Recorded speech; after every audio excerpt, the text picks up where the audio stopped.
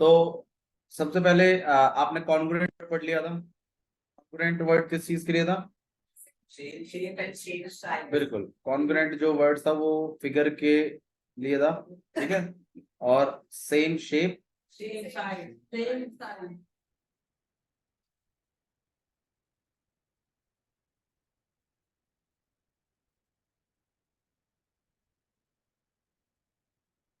ठीक है। कॉन्ग्रुएंट का सिंबल कुछ इस तरीके का है। फिर हमने ये भी देख लिया था कि लाइंस को कैसे कॉन्ग्रुएंट करते हैं। लाइंस को कॉन्ग्रुएंट करने के लिए उनकी लेंथों को इक्वल करना पड़ता है। सर्कल को कॉन्ग्रुएंट करने के लिए, सर्कलों को कॉन्ग्रुएंट करने के लिए उनके रेडियस को इक्वल करना पड़ता है। और इसी तरीके से दो ट्राइंगल्स को कॉन्ग्रुएंट करने के लिए टोटल उन्होंने हमें कितनी प्रॉपर्टी दी है? 5। तो सबसे पहली जो प्रॉपर्टी थी हमारे पास वो थी S S S, side side side. मतलब एक ट्राइंगल की अगर तीनों साइड है, दूसरी ट्राइंगल की तीनों साइडों के क्या हो जाए? इक्वल हो जाए, तो दोनों ट्राइंगलों को कॉन्ग्रुएंट कह सकते हैं। भैया वो फिर हमने करके भी देखा था कि किस तरीके से लिखते हैं। सबसे पहले आप इन ट्राइंगल लिखते हो, in triangle ABC and P Q are. फिर आप उसमें ट्राइंगल एबीसी की जौन सी साइड पी क्यू आर की जिस भी साइड के इक्वल होती है, आप उनको इक्वल इक्वल लिखते हो। और रीजन आप देते ही हैं कि भाई 2 सेंटीमीटर की है, 5 सेंटीमीटर की है, या उसके अलावा भी अगर कोई रीजन है तो फिर वो भी आप बताओ। समझ में आ रही है बात? ठीक है। अच्छा जी, उसके बाद फिर जब दोनों ट्राइंगल आपस में कॉन्ग्रुएंट आप जब लास्ट में लिखते हो फाइनल में, तो उस टाइम थोड़ा गौर करना होता है कि कौन से अल्फाबेट की जगह कौन सा अल्फाबेट चल रहा है ना। और लास्ट में फिर आप रीजन लिखते हो किस प्रॉपर्टी के तहत ये कॉन्ग्रुएंट हुए हैं। तो आपने जो प्रॉपर्टीज पढ़ ली हैं वो है एस एस एस। दूसरी प्रॉपर्टी आप पढ़ चुके हो एस ए एस। इस केस में आपका ऑब्वियस सी बात है, दो साइडें हैं और एक एंगल है। लेकिन सिर्फ एक एंगल बोलना सफिशिएंट नहीं है, वो उसकी पोजीशन भी मैटर कर रही है। मतलब वो दो साइडों के बीच का एंगल होना चाहिए, दोनों ही फिगर्स में, दोनों ही ट्राइंगल्स में, पहले वाले में भी और दूसरे वाले में। ऊपर भी हो सकता है, नीचे भी। हाँ, वो कहीं भी बन सकता है, वो उसकी चॉइस। बट देखिए, जैसे मान लीजिए जैसे ये आपके पास ट्राइंगल है, जैसे यहाँ पर ए, यहाँ बी, यहाँ सी। देखो पहले समझिए, समझना जरूरी है, लिखना इतना जरूरी नहीं, इतना समझना। आप समझ गए ना, आप लिख लो। लेकिन अगर आपको समझ में नहीं आया ना तो आप नहीं लिख पाओगे, यकीन। अब जैसे मान लीजिए यार यहाँ 5 सेंटीमीटर है, ये 6 सेंटीमीटर है, और यहाँ बीच में एंगल बन रहा है 70 डिग्री। और ये दूसरा ट्राइंगल है, ठीक है, यहाँ आपका 70 बन रहा है, यहाँ 6 सेंटीमीटर है और यहाँ 5 सेंटीमीटर है। क्या ये दो ट्राइंगल आपस में कॉन्ग्रुएंट होंगे? भाई देखो, साइड है, ये साइड है, एक और साइड है, हाँ भाई एक और साइड है, बीच का एंगल है, हाँ भाई बीच का। अच्छा, अगर 70 यहां ना होकर यहां होता तो क्या अब ये कॉन्ग्रुएंट होते? आंसर है नहीं। चाहे बेशक दो साइड और एक एंगल है, बेशक दोनों में दो साइड और एक एंगल है, दो साइड एक एंगल है, लेकिन एक में तो वो बीच का है, बीच वाला एंगल है, और दूसरे में वो बाजू वाला है। तो ये नहीं चलेगा, ये अलाउड नहीं, बीच वाला ही होना चाहिए। एक ही जगह, दोनों एंगल एक जगह। मेरे समझ में नहीं आया क्या बोल रहा है। भैया जैसे ये इक्वल नहीं होंगे तो दोनों दोनों एंगल एक जगह नहीं होंगे। दोनों एंगल मतलब यहाँ 70 है लेफ्ट में, तो यहाँ पर भी लेफ्ट में 70, ये कहना चाहते हो? नहीं यार, आप समझ नहीं रहे, ये दो साइड है इक्वल हुई,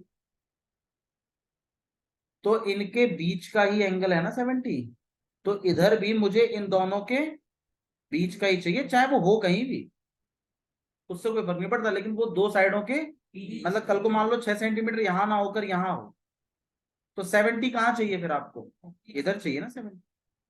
कहीं और होगा तो कैसे चल जाए? तो नहीं चले। क्लियर है? तो मैं फिर आपने, अगर आपको ये चीज समझ में आ रही तो आपको आगे आने वाली प्रॉपर्टी सारी समझ में आ जाएंगी, क्योंकि उसकी अगली प्रॉपर्टी है ए एस ए। आप सोचिए ना, इसमें क्या चीज होगी? इसमें दो एंगल और एक साइड होगी, लेकिन उस साइड की खासियत होगी कि वो जो बराबर एंगल हो रहे हैं ना दो, उनके बीच में हो। देखो जैसे मैं आपको दिखाता हूं, ये यहाँ पर आपके पास ए है, यहाँ बी है, यहाँ सी है। मान लीजिए ये आपके पास 50 डिग्री, ये वाला मान लीजिए 70 डिग्री। तो यहाँ वाली ये बीसी साइड लिख सकता हूँ क्या मैं? नहीं। एसी। देख लो तू कितना दिमाग है तेरे अंदर, जितनी तुम एक्टिंग दे रहे हो। दो एंगलों के बीच वाली साइड चाहिए मुझे, AC तो एसी साइड को ही मामला मिलेगा, मतलब एसी साइड के बारे में बात करिए 5 सेंटीमीटर। और दूसरे ट्राइंगल में जब हम जाएंगे, यहाँ पे P, यहाँ Q, यहाँ R, ये वाला 50 डिग्री, ये वाला 70 डिग्री। अब आप बताइए 5 सेंटीमीटर कौन सी वाली होनी चाहिए? पार्टिसिपेट मत कर तू, बता कहीं का।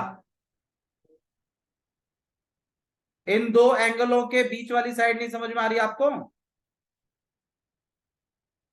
दो एंगलों के बीच वाली साइड समझ में नहीं आ रही? ये 50 और ये 60, इनके बीच की साइड समझ में नहीं आ रही तेरे को?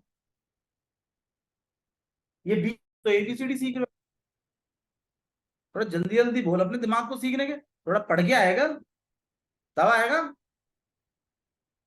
भाई। दो एंगल और बीच वाली साइड की बात हो रही है, इन दो एंगलों के बीच की साइड। अब यहां पर अगर मैं साइड ले लूं तो क्या ये बीच की साइड है शिवम?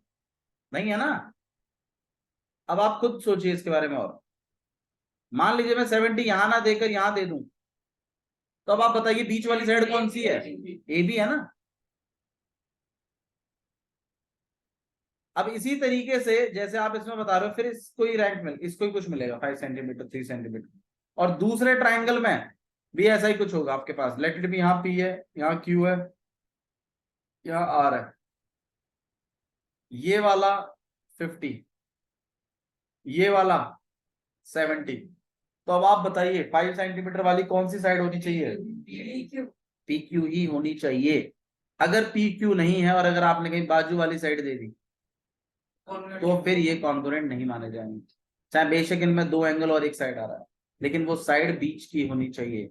इसीलिए इसका नाम ए एस ए पड़ा है, ना कि एस ए ए, ना कि ए ए एस। ये कोई साइड नहीं, कोई प्रॉपर्टी नहीं है, सिर्फ यही प्रॉपर्टी है, angle side angle, angle side angle है प्रॉपर्टी। समझ में आया? वजह है ए एस से रखने की, और वजह यही है। ओके, ठीक है भाई। बताइए कुछ इश्यू है अभी भी तो नहीं? लिखना तो आप जानते ही हैं, कैसे लिखते हैं शिवम? सबसे पहले बना दी दोनों ट्रायंगल, आगे बता दो। एंगल एबीसी, ऐसा नहीं बोलते, हाँ सो एंगल एबी, ऐसा नहीं बोलते, तू देख के नहीं आया वीडियो। बताओ भैया।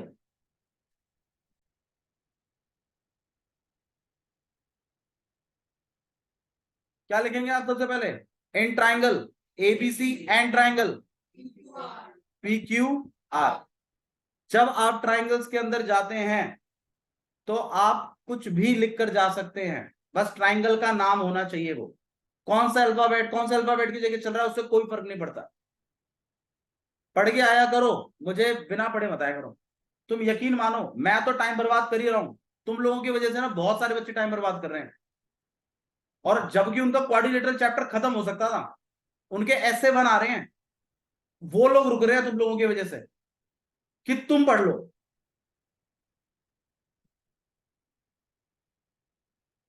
मेरे लिए तो सारे बालक बराबर है ना। बिना पढ़े मत आया करो भाई प्लीज, बिल्कुल भी, बिल्कुल अलाउ नहीं करूंगा। वीडियो अपलोड होगी 9th क्लास की, उसमें कमेंट चाहिए मुझे सबका, प्रॉपर आप अपना नाम लिखोगे उसमें जाके, और मुझे स्क्रीनशॉट भेजोगे कि इतनी वीडियो हमने देखी है। और उसके बाद मैं आपसे पूछूंगा, और अगर जवाब नहीं दिया कि क्या चीज थी तो डंडे लगाऊंगा तेरे, ध्यान रखिए। एक क्विज होगा भाई 5-10 मिनट का, पहले क्या क्या पढ़ाया था कल। In triangle ABC and triangle P Q are में आप जाएंगे सबसे पहले। उसके बाद एबीसी का, भाई प्रॉपर्टी का नाम ही है ए एस ए, तो पहले आप क्या बोलेंगे? एंगल। अब आप बताइए कौन सा एंगल बोलेंगे? एंगल ए भी बोल सकते हैं, एंगल बी भी बोल सकते हैं, इट्स ऑल योर चॉइस, लेकिन आपको एंगल बोलना है पहले। एंगल ए, तो हम यहाँ पर लिखेंगे angle angle B, A B C का angle A P Q R के किस एंगल के इक्वल है? नहीं आ रहा है तो बोल नहीं आ रहा है। हाँ जी। 5 सेंटीमीटर आर पे। अरे यार गुड। हाँ भाई, किसके बराबर होगा? एंगल पी बता अखिल, वजह क्या होगी? ASA ट्राइंगलों को कॉन्ग्रुएंट करने के लिए होता है। ये एंगल्स हैं अभी। एंगल ए एंगल पी के बराबर क्यों है? क्योंकि एंगल ए भी 50 है और एंगल पी भी 50 है। वही लिखूंगा मैं यहाँ।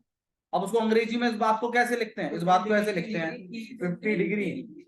इसका मतलब ही है कि दोनों के दोनों कितने हैं? 50 डिग्री हैं। ये है इसका मतलब। इसके बाद प्रॉपर्टी ही कहती है कि क्या लिखना है? साइड। बताइए साइड ए बी किसके इक्वल है? क्यू पी के या पी क्यू के, और वजह 5 सेंटीमीटर। ठीक है, एक एंगल हो गया, एक साइड हो गई, और एक और एंगल। अब वो एंगल कौन सा है? एंगल बी इक्वल है एंगल क्यू के। वजह दोनों ट्राइंगल एबीसी कॉन्ग्रुएंट है ट्राइंगल। अब कौन से की जगह कौन सा चल रहा है वो चीज देखनी पड़ेगी। एंगल से बड़ा क्लियर पता चलता है क्योंकि एक ही अल्फाबेट होता है। ए की जगह कौन चल रहा है? तो आप स्टार्टिंग में ए स्टार्टिंग में है तो यहाँ स्टार्टिंग में क्या लिखेंगे? बी की जगह क्या चल रहा है? अरे यार, बी की जगह क्या चल रहा है? और तीसरा क्या रहेगा आपके पास? अरे नहीं यार, कुछ गलत लिख दिया। चाहिए पी ही था। इसलिए क्या लिख दिया हमने? आर। हाँ, पी क्यू आर। इसकी जगह आएगा आपके पास क्यू। और बाकी क्या बच गया आपके पास? आर। और वजह, ठीक है।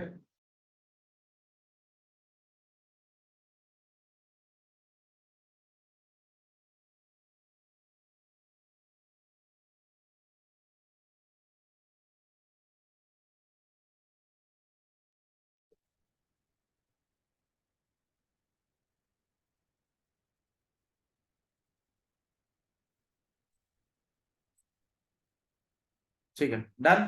तो सबसे पहले कौन सी प्रॉपर्टी सीखी आपने? S S S. एक ट्राइंगल की, अब थोड़ा इसको समझो देहाती में। एक ट्राइंगल की अगर तीनों साइड हैं, दूसरे ट्राइंगल की अगर तीनों साइडों के इक्वल होती हैं, तो दोनों ट्राइंगलों को क्या माना जाएगा? अब वो कौन सी भी, मतलब कोई तीन, इस तीन की साइडों के इक्वल होती है, कैसे भी पैटर्न में हो, किसी भी ऑर्डर में हो, कोई फर्क नहीं पड़ता। लेफ्ट लेफ्ट के, राइट राइट के, ऐसा कुछ जरूरी नहीं है। लेफ्ट नीचे वाली के भी इक्वल हो सकते, राइट वाली बाजू वाली के भी हो सकते, कैसे भी हो सकते। तो अगर तीनों साइड है, तीनों साइडों के इक्वल है, तो दोनों ट्राइंगल आपस में कैसे हैं? कॉन्ग्रुएंट। एक ट्राइंगल की, हाँ बोल। जैसे एक ट्रायंगल तो है राइट एंगल, और हाँ। एक है एक्यूट, तो और साइड इक्वल है। बाबू अगर एक्यूट है और साइड है कैसी है? इक्वल। इक्वल। देखो एक्चुअली ना ऐसा हो ही नहीं पाएगा, सच बताओ। लेकिन अगर आप अपने मन से बना रहे हो, ये फिक्शन वाला है, लेकिन अगर आप डायग्राम बनाओगे ना इसका, तो ऐसा ट्राइंगल बनेगा ही नहीं। कि साइड में तो इक्वल हो, और एक तो एक्यूट बना दिया आपने, एक्यूट एंगल ट्राइंगल, और बाकी एक राइट एंगल बना दिया, ऐसा नहीं हो। वैसा ही बनेगा। अगर तीनों साइड है, तीनों साइडों की इक्वल हो जाती है, तो दोनों ट्राइंगलों को क्या माना जाता है? कॉन्ग्रुएंट। दूसरी प्रॉपर्टी क्या है? S S SAS। दूसरी प्रॉपर्टी कहती है कि अगर दो साइड हैं, इधर की दो साइड होंगे, और उनका बीच वाला एंगल इसके भी बीच वाले एंगल के अगर इक्वल होता है, तो SAS प्रॉपर्टी से दोनों ट्राइंगलों को क्या माना जाएगा? कॉन्ग्रुएंट। ये है। थर्ड प्रॉपर्टी क्या कहती है? ASA। अगर एक ट्राइंगल के दो एंगल, दूसरे और बीच वाली साइड, सॉरी, दो एंगल और बीच वाली साइड दूसरे ट्राइंगल के भी दो एंगल और बीच वाली साइड के इक्वल है, तो भी दोनों ट्राइंगल क्या होंगे? कॉन्ग्रुएंट। और प्रॉपर्टी कौन सी लगेगी? और ये बात आप लास्ट में लिखते हैं ट्राइंगल जब कॉन्ग्रुएंट कर रहे होते हैं तब। ठीक है, समझ में आ रहा है? ठीक है, लिखने का पैटर्न प्लीज सीखिए। ये लिखना पड़ेगा आपको जब क्वेश्चन स्टार्ट होंगे, फिर कहिएगा नहीं कि बताया नहीं था मैंने। ओके, नेक्स्ट प्रॉपर्टी हमारे पास, सेकंड लास्ट प्रॉपर्टी। तीन सीख ली ना, 5 है टोटल, चौथी सीख रहे हैं। चौथी प्रॉपर्टी का नाम है AAS। इसमें भी दो एंगल और साइड है। इससे जो पहले पड़ी थी उसमें भी दो एंगल और साइड थे, लेकिन दोनों प्रॉपर्टीज में फर्क है। फर्क क्या है? जो इससे पहले वाली पड़ी थी उसमें दो एंगल और बीच वाली साइड होनी चाहिए, और इसमें दो एंगल और बाजू वाली साइड होनी चाहिए, बीच वाली नहीं, दो एंगलों के बीच वाली साइड नहीं।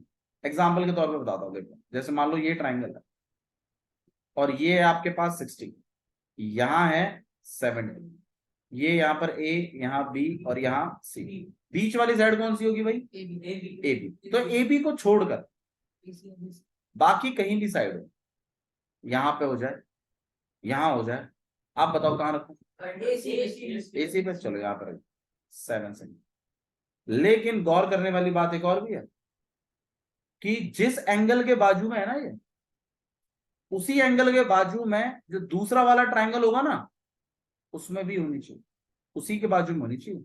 ऐसा नहीं कि आप किसी इस वाले के बाजू में कर दोगे आप 60 के लिए। देखो ये समझाता हूँ। जैसे मान लीजिए ये वाला कितना हो गया? 60, यहाँ हो गया मान लीजिए 70। तो अब आप बताइए 5 सेंटीमीटर कहाँ होनी चाहिए? 7 सेंटीमीटर कहाँ होनी चाहिए? पी आर पे होनी चाहिए, पी क्यू पे होनी चाहिए कि क्यू आर पे होनी चाहिए? क्यों? क्योंकि मेरा 7 सेंटीमीटर 70 डिग्री के साथ जुड़ा हुआ है, तो यहां पर भी 70 डिग्री के साथ ही जुड़ा। अब 70 डिग्री के साथ जुड़ने के दो तरीके हैं, या तो पी क्यू पे ले लो या तो क्यू आर पे ले लो। पी क्यू पे ले नहीं सकते क्योंकि पी क्यू पे लेना मतलब बीच में जाना, बीच में जा ही नहीं सकते आप एएस में। तो ऑब्वियस बात आपके पास एक ही जगह बची है, वो है क्यू आर। तो आपको 7 सेंटीमीटर यही रखना है, दो एंगल और बाजू वाली साइड, और वो जिस एंगल के बाजू में है ना, उसी एंगल के बाजू में दूसरे ट्राइंगल में भी होना चाहिए। ठीक है, तब लगेगी आपकी कौन सी property? A S, angle angle side, दो एंगल और बाजू वाली साइड, और जिस एंगल के बाजू में उसी में दूसरे वाले डायग्राम में भी उसी एंगल के बाजू में होनी चाहिए, तब आप कह सकते हो दो ट्राइंगल आपस में कैसे हैं। तो अगर दो ट्राइंगलों को कॉन्ग्रुएंट कराना है तो या तो तीनों साइड है, तीनों साइडों को इक्वल करा दो, पहली प्रॉपर्टी। दूसरी प्रॉपर्टी कहती है कि दो साइड है और बीच वाला एंगल, दूसरे ट्राइंगल की दो साइड है और बीच वाले एंगल के क्या करा दीजिए? इक्वल करा दीजिए। तो एस ए एस प्रॉपर्टी से दोनों ट्राइंगल क्या माने जाएंगे? कॉन्ग्रुएंट। तीसरी प्रॉपर्टी कहती है ए एस ए कि दो एंगल और बीच वाली साइड, दो एंगल और बीच वाली साइड के ही इक्वल होना चाहिए दूसरे ट्राइंगल में भी। तो ए एस ए प्रॉपर्टी से दोनों ट्राइंगल क्या माने जाएंगे? कॉन्ग्रुएंट। नेक्स्ट प्रॉपर्टी आपके पास A S. A S property में कहता है एक ट्राइंगल के दो एंगल और बाजू वाली साइड, और वो जिसके बाजू में है वही उसी बाजू में दूसरे वाले डायग्राम में भी होनी चाहिए। भैया मान लीजिए अगर 7 सेंटीमीटर यहां ना हो, मान लीजिए जस्ट यहां हो, तो क्या हम कॉन्ग्रुएंट कह सकते हैं ना? आंसर है नहीं कह सकते। जिसके बाजू में यहां है उसके बाजू में ही यहां होंगे। चलो ठीक है। हाँ जी। अगर बीसी के वहां पे होती है, एसी की जगह बीसी के बीच में होती, तो अगर एसी की जगह कहाँ होती? बीसी के बीसी के यहाँ होता 7 सेंटीमीटर। बिल्कुल, अब यहाँ पे 60 है ना, तो हाँ अब सही है। यहाँ 60 के बाजू में आ गई, तो यार यहाँ पर भी किसके बाजू में? लेकिन अगर यहाँ ना होके यार यही होता तो फिर नहीं, क्योंकि यहाँ किसके बाजू में? 70, ऐसा यहाँ किसके बाजू में? 60 के में। एबी पे बनाओगे तो बीच में चला गया ना, तो ये वाली प्रॉपर्टी नहीं लगेगी, फिर ये वाली लगेगी। यस ठीक है, समझ में आया? ओके चलिए भाई, मुझे एक बात बताओ, मान लीजिए मैंने ऐसा एक ट्राइंगल है ए बी सी, और एक और ट्राइंगल है पी क्यू। तो बताना मत, मैं जैसे पूछूं वही बताइएगा। यहाँ 5 सेंटीमीटर है, यहाँ भी यहाँ 5 सेंटीमीटर, यहाँ 60 डिग्री है, यहाँ 60 डिग्री, यहाँ नहीं, यहाँ 60 डिग्री, और यहाँ 70 है, और यहाँ 70। क्या ये दो ट्राइंगल आपस में कॉन्ग्रुएंट हैं शिवम? कौन सी प्रॉपर्टी के तहत? कौन सी? ए एस ए का मतलब साइड कहाँ है? क्या ये कॉन्ग्रुएंट है? भैया मयंक क्या ये कॉन्ग्रुएंट है? कौन सी प्रॉपर्टी है? एंगल ए ए एस, ए नहीं है, एस यहां बीच में नहीं है साइड, बाजू में, और यहां पर भी बाजू में है, और यहां किसके बाजू में है? 60 और यहां किसके बाजू में है? तो बाजू में है भैया, तो कौन सी प्रॉपर्टी लगेगी इसमें? ए ये मेरे ख्याल से समझ में आ गया होगा शायद। ठीक है, अच्छा जी, आप बताइएगा थोड़ा सा, अकेले आप बताएंगे। 70 और यहाँ है 70, क्या ये दो ट्रायंगल आपस में कॉन्ग्रुएंट है?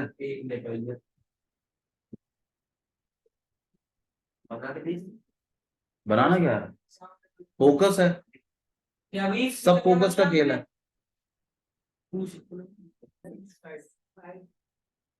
नेक्स्ट है आपके पास RHS, ये प्रॉपर्टी देखो भाई, आप थोड़ा सा गौर करिए पैटर्न्स पर। S प्रॉपर्टी थी, दूसरी प्रॉपर्टी आपके पास SAS है, तीसरी प्रॉपर्टी आपके पास AS है, चौथी आपने AA। यार आपने इस पे गौर किया कभी कि भाई दो एंगल और एक साइड की प्रॉपर्टीज दो तरह की हैं, जिसमें दो एंगल और एक साइड इन्वॉल्व होते हैं, लेकिन इस तरीके की सिर्फ एक ही प्रॉपर्टी है, मतलब ऐसी प्रॉपर्टी नहीं दी उन्होंने, या फिर ऐसे मतलब ऐसा कुछ दे दो ना, मतलब एक एक जैसे इसका दिया ना, इसका नहीं दिया। तो एक्चुअली में इसका इस तरीके का वर्जन जो है ना वो RHS, क्योंकि RHS का फुल फॉर्म सुनिए क्या है? Right angle. राइट एंगल मतलब मतलब एक ही एंगल इन्वॉल्व हुआ। दूसरा क्या है? हाइपोटेनियस। हाइपोटेनियस क्या होती है? साइड ही तो होती है, लॉन्गेस्ट साइड होती है, लेकिन साइड ही तो होती है। तो मतलब एक तो हो गया एंगल, एक हो गई साइड, और इसमें एस का मतलब क्या है? साइड, एक और साइड होगी।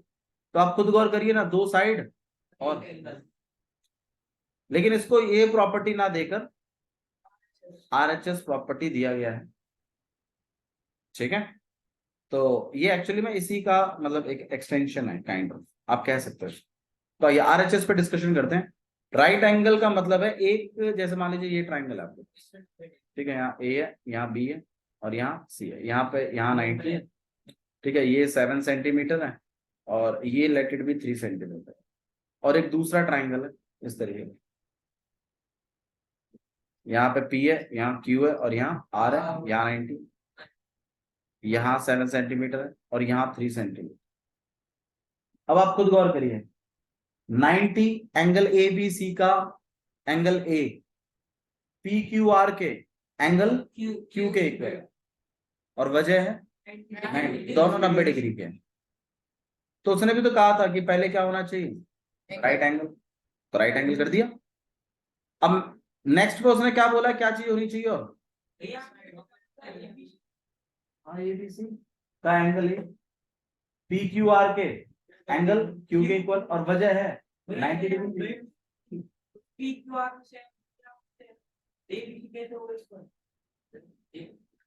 बाबू मैंने ये 90 बोला है, आपने बोला था ना PQR किससे? PQR ABC इक्वल है PQR नहीं, मैंने बोला इन ट्राइंगल है, फिर मैंने बोला है कि एंगल A किसके इक्वल है? एंगल Q, और वजह तो एक तो राइट एंगल हो गया भाई। RHS कहता भी तो है कि पहले क्या करो, 90 डिग्री करो, फिर कहता है दोनों ट्राइंगलों की हाइपोटेन्यूसों को इक्वल, दोनों की हाइपोटेन्यूस इक्वल होनी चाहिए आपस में। ऐसा नहीं कि इसकी हाइपोटेन्यूस उसकी साइड के इक्वल हो रही है, ये गलत है। हाइपोटेन्यूस के इक्वल होनी चाहिए, 90 डिग्री वाला इक्वल होना चाहिए, और कोई एक साइड, किसी भी एक साइड के इक्वल। मतलब दो में बड़े वो बड़े स्ट्रिक्ट हैं, राइट एंगल में और हाइपोटेन्यूस। बोला राइट एंगल के, और हाइपोटेन्यूस के, और फिर कोई सी भी एक साइड, कोई सी भी एक साइड। देखो अब बहुत बच्चे पता है, मतलब जो बच्चे कंप्लीट नहीं समझते हैं चीजों को, वो एक शॉर्टकट बना लेते हैं कि जब कभी भी राइट एंगल आएगा कौन सी प्रॉपर्टी लगेगी, RHS। जबकि ऐसा भी नहीं है। कुछ क्वेश्चंस में भाई देखो, राइट एंगल के साथ अगर हाइपोटेन्यूज इन्वॉल्व नहीं हुई है ना डायग्राम में, तो प्लीज समझिए RHS नहीं लगेगी। आप बिना राइट एंगल वो हम करवाएंगे, हम एक क्वेश्चन टाइप करवाएंगे जहां पे राइट एंगल में लूंगा, लेकिन फिर भी वो क्वेश्चन किससे नहीं हो रहा होगा, RHS। पहले इसको देख लेते हैं। भाई इसका एंगल ए, इसके एंगल क्यू तो राइट एंगल तो बन गया। अब हाइपोटेन्यूज क्या होती है, जो 90 डिग्री के उल्टी की साइड होती है उसको हाइपोटेन्यूज कहते हैं, और वो सबसे बड़ी साइड होती है, इसलिए उसका नाम स्पेशल रखा गया है हाइपोटेन्यूज।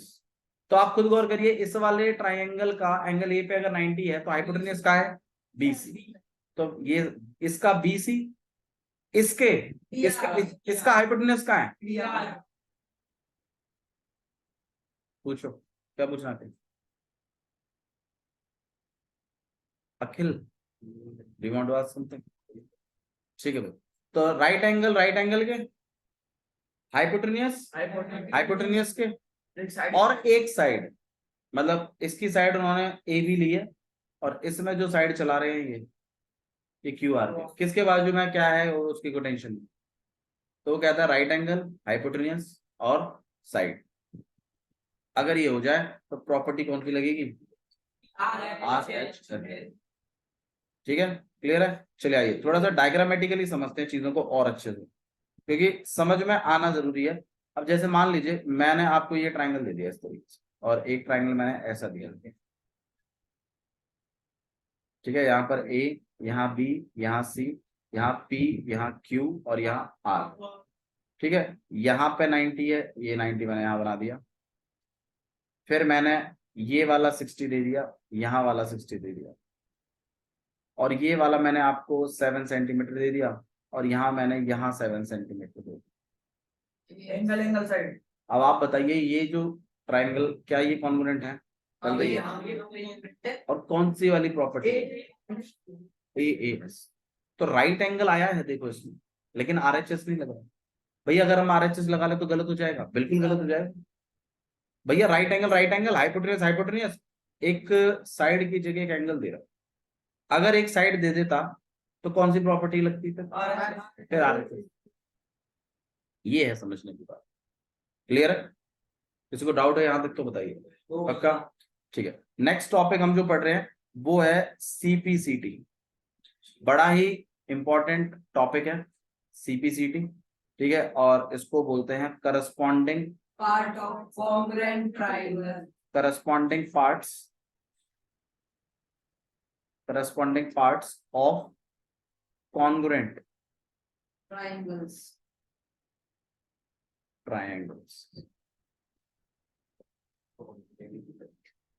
corresponding parts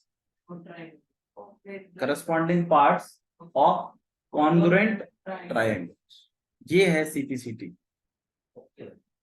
ठीक है, अच्छा जी, अब CPCT के बारे में थोड़ा सा और जानिए। CPCT क्या होता है, करस्पॉन्डिंग का मतलब क्या होता है। करस्पॉन्डिंग का मतलब होता है सेम पोजीशन वाले। ठीक है, फॉर एग्जांपल जैसे मान लीजिए जैसे हमने एक बहुत अच्छा वो एग्जांपल लिया हुआ है कि जब कभी भी दो घरों में अगर लड़ाई होती है ना, तो एक सोसाइटी का रूल है ना। सोसाइटी का रूल क्या है कि भाई जो मतलब उधर का फादर है वो इस वाले घर के फादर से लड़ाई करेगा, उधर की जो मदर है वो इस घर की मदर से लड़ाई करेगा। ऐसा ही तो यही तो सोसाइटी के रूल्स है, जो चाहे कितनी भयंकर लड़ाई हो हम इस रूल को जरूर फॉलो करते हैं। ठीक है, जो भाई है वो भाई से लड़ेगा, बहन है बहन से लड़ेगी। ठीक है, इसी तरीके से चलता है। इवन आप देखते भी होंगे, मान लो अगर किसी बाजू वाले से लड़ाई हो जाती है, तो अगर वहां से कोई लेडीज गाली दे रही है तो यहां से कोई जेंट्स गाली नहीं देगा, बल्कि वो क्या करेगा। भाई मैं देखो सामाजिक लोगों की बात कर रहा हूँ, जो सामाजिक है, जो साले सामाजिक ही नहीं है वो क्या समझेंगे इन सब बातों को। समझो, अगर आपके आजू बाजू अगर इसके अगेंस्ट हो रहा है ना कुछ, तो समझ जाइए वो लोग सामाजिक नहीं है। सामाजिक रूल बता रहा हूं मैं। ऐसा वाला करने को कोई कुत्ते से भी लड़ लेता है। ओ तूने मेरे ऊपर 4 बार भौंका, ले मैं 5 बार भौंक के दिखाऊंगा। लड़ने वाले लड़ सकते हैं, लेकिन वो सामाजिक नहीं है ना। सामाजिक बात कर रहा हूं मैं, एक सामाजिक। तो सामाजिक समाज तो यही कहता है, सामाजिक रूल है एक, कि भाई जो जेंट्स है वो जेंट्स से लड़ेगा, सेम रैंक वाला। यहां तक कि जब पहले लड़ाइयां होती थी तो ऐसा नहीं है कि कोई मतलब घुड़सवार है और मतलब जो नीचे जो पैदल वाले लड़ रहे हैं उन तलवार मार दी, ऐसा नहीं होता था, कभी भी नहीं होता था। ये मार देते। अरे मार देते थे, मैं वही तो कह रहा हूँ, फिर सामाजिक पे आ गए हम।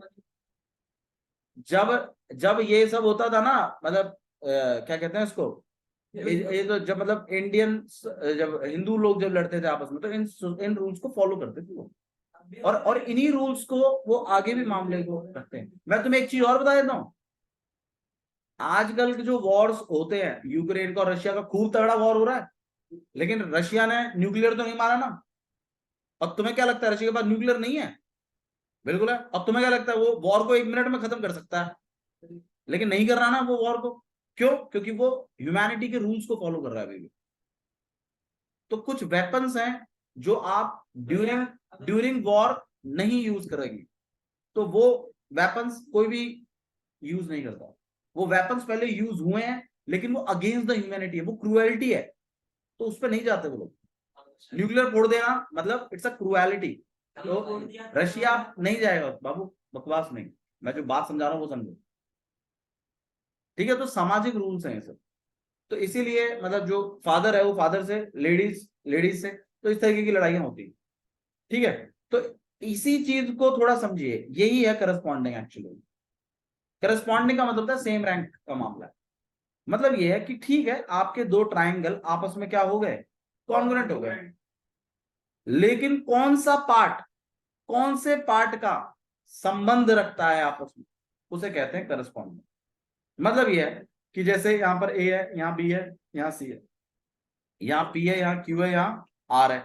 तो आपके पास जो ट्राइंगल ए बी सी है और ट्राइंगल पी क्यू आर, और मैं मतलब मान लो इस तरीके से कह दूं, triangle A B C congruent है ट्राइंगल क्यू पी आर के। मैं तो ये कह रहा हूं, किस प्रॉपर्टी के तहत है वो छोड़ो, लेकिन यार ब्राइटनेस ज्यादा है, तो ए बी सी जो है वो कॉन्ग्रुएंट है किसके, क्यू पी आर के, मान लीजिए।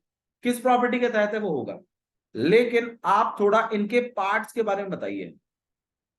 पार्ट्स पार्ट्स मुझे बात हो, ट्राइंगल में पार्ट्स क्या होते हैं भाई? 3 साइड्स और 3 एंगल्स, ये इनके पार्ट्स हैं। देखो जैसे मैं लिख देता हूं यहाँ पर, जैसे यहाँ पर angle A, angle B, angle C, A B, ठीक है, बी सी और ए सी। भाई तीनों एंगल और तीनों साइडें लिख दी मैंने। ऐसे ही क्या जी, एसी की जगह सीए भी तो हाँ बिल्कुल, साइड को तो आप पलट के लिख सकते हो, ये तो मैंने पहले ही बताया, साइड्स को पलट के लिखा जा सकता है, ए सी को आप सी ए लिख सकते हैं। अब इस वाले ट्राइंगल के पार्ट्स लिख लेते हैं हम, angle R, angle P, angle Q और क्यू आर, क्यू पी और पी आर। हमने ये सारे के सारे लिख दिए। ये जितने भी ये सब मैंने लिखे हैं, ये सारे के सारे क्या हैं, पार्ट्स हैं किस ट्राइंगल के, ट्राइंगल एबीसी। और ये जो मैंने लिखे हैं ये किसके पार्ट्स हैं, लेकिन कौन किसका करस्पॉन्डिंग है वो बात आपको खोजनी पड़ेगी। वो कैसे खोजेंगे आप, वो इससे खोजते हैं कि ये वाला जो ए है ये किसके इक्वल है, क्यू के। तो इसका मतलब है कि एंगल ए किसका करस्पॉन्डिंग है, क्यू के, एंगल क्यू का। तो मतलब ए और क्यू एक दूसरे के क्या हैं, करस्पॉन्डिंग। इसलिए मैं कहता था इन जो लास्ट में लिखते हैं ना वो थोड़ा ध्यान से लिखो, अंट संट मत लिखो, वरना तुम्हारे सीपीसीटी गलत हो जाएंगे, करस्पॉन्डिंग पार्ट मैच नहीं करेंगे तुम्हारा, जो कि करने चाहिए हिसाब से, ठीक है? तो एंगल ए का करस्पॉन्डिंग कौन है, एंगल क्यू। एंगल बी का करस्पॉन्डिंग कौन है, एंगल पी। और एंगल आर का एंगल सी का करस्पॉन्डिंग कौन है, तो भाई एंगल ए और एंगल क्यू करस्पॉन्डिंग है, एंगल बी का एंगल पी करस्पॉन्डिंग है, और एंगल सी का एंगल आर करस्पॉन्डिंग। अब साइडों की बात, भाई साइड में एक साथ दो ले लीजिए, ए बी साइड किसके साथ है, क्यूपी की करस्पॉन्ड। ये जो लास्ट में जो कॉन्ग्रुएंट लिखते हैं ना ये बहुत कुछ कहता है। अब ए बी किसका करस्पॉन्डिंग है, क्यूबी तो भाई ए बी का करस्पॉन्डिंग क्यू पी है। आप इसको पी क्यू लिख सकते हैं, वो आपकी चॉइस है, BC का करस्पॉन्डिंग कौन है भाई? PR भाई, BC का करस्पॉन्डिंग। AC का है QR। और AC का करस्पॉन्डिंग कौन है? QR। भैया करस्पॉन्डिंग तो चलो समझा दी, बहुत अच्छी बात है, ये एक दूसरे के करस्पॉन्डिंग पार्ट्स है, बिल्कुल जो कॉन्ग्रुएंट ट्रायंगल आपने करे हैं ये उनके करस्पॉन्डिंग पार्ट है। और करस्पॉन्डिंग पार्टों की खासियत सुनो क्या होती है, वो आपस में बराबर होते हैं। वो आपस में क्या होते हैं? बराबर। तो इसका मतलब अगर आपको ये चीज गिवन है कि ट्राइंगल ABC कॉन्ग्रुएंट है ट्राइंगल QPR के, अगर ये गिवन है आप कहीं से, तो आप बिंदास लिख सकते हो कि एंगल A किसके इक्वल होगा? Angle Q। अच्छा, रीजन क्या होगा क्यों इक्वल है? क्योंकि ये करस्पॉन्डिंग पार्ट्स हैं कॉन्ग्रुएंट ट्राइंगलों के। अब इतना बड़ा नहीं बोलते, उसकी जगह वो शॉर्ट में बोलते हैं CP। ये करस्पॉन्डिंग पार्ट्स हैं कॉन्ग्रुएंट ट्राइंगलों के, यही वजह है कि आपस में करस्पॉन्डिंग पार्ट इक्वल होते हैं। और एंगल B किसके मतलब एंगल P के इक्वल होगा? एंगल C किसके इक्वल होगा? एंगल R के। AB QP के और BC PR के और AC Q। भैया ये सब तो समझ में आया, मतलब ये सारे के सारे लिखने हैं भैया? भाई देखो सारे के सारे नहीं लिखने, आपको जो इसमें आपका जो गोल है अगर उसको अचीव करने के लिए जो भी चीज यूज कर सकते हो तुम, वो यूज करने हैं। मतलब इसके बाद ना आपको फिर एक क्वेश्चन आएगा, क्वेश्चन में आपसे बोलेगा कि जी ये करवा दो। देखो जैसे मैं आपको एक चीज समझाता हूँ, देखो जैसे कुछ इस तरीके का आएगा, जैसे मान लो ये एक ट्राइंगल हो गया, एक ट्राइंगल यहाँ पर हो गया, यहाँ पर ये A है, यहाँ B है, यहाँ C है। बाबू देखो ऐसा होता है, बार बार टाइम मत देखो, क्योंकि ना अगर टॉपिक कंप्लीट नहीं हुआ ना तो ये आधा घंटा और खिंच जाएगी क्लास। इसलिए कहा मैं टाइम से नहीं पढ़ाता कभी भी, टॉपिक की बात है। टॉपिक कंप्लीट हो गया 10 मिनट पहले चलेगा, टॉपिक नहीं हुआ तो 10 मिनट रुकना फिर। यहाँ पे P है, यहाँ Q है और ये R। अब मान लीजिए अगर मैंने ये 5 सेंटीमीटर दे दिया, मैंने ये 3 सेंटीमीटर दे दिया और मैंने ये वाला 60 बोल दिया, ठीक है, यहाँ पे मैंने 60 दे दिया, यहाँ नहीं यहाँ दे दिया 60, यहाँ मैंने 3 सेंटीमीटर दे दिया, यहाँ मैंने 5 सेंटीमीटर दे दिया, ये वाला जो है ये मैंने 80 डिग्री आपको दिया हुआ, और मैंने आपसे पूछा ये वाला एंगल बताओ, तो भाई 80 होगा। पहले कॉन्ग्रुएंट करेंगे उसके बाद सबसे पहले आप क्या करेंगे, आप इस ट्राइंगल को और इस ट्राइंगल को अगर कॉन्ग्रुएंट कर दो, कॉन्ग्रुएंट कर दे अगर हम किसी, अब आपको प्लान सोचना है क्या, अगर मैं कॉन्ग्रुएंट कर दूं तो उससे होगा क्या, उससे करस्पॉन्डिंग पार्ट्स तो बराबर होते हैं। तो आप खुद देखिए कि क्या पता एंगल P और एंगल C एक दूसरे के क्या हो, करस्पॉन्डिंग पार्ट्स हो। और अगर करस्पॉन्डिंग पार्ट्स अगर ये निकल आए तो मेरा एंगल P तो ऑलरेडी 80 है ही, तो मेरा एंगल C भी क्या बन जाएगा, 80 बन जाएगा। और रीजन क्या दे दूंगा मैं उसका लास्ट में, CPC। फिर इसके लिए क्या करना पड़ेगा, अच्छा पहले बताओ क्या ये कॉन्ग्रुएंट है, वजह क्या है? ऐसे कोई बात नहीं, बहुत मौके मिलेंगे देखेंगे, ठीक है। चलिए आज के लिए बहुत है, थैंक यू, जा सकते हैं आप।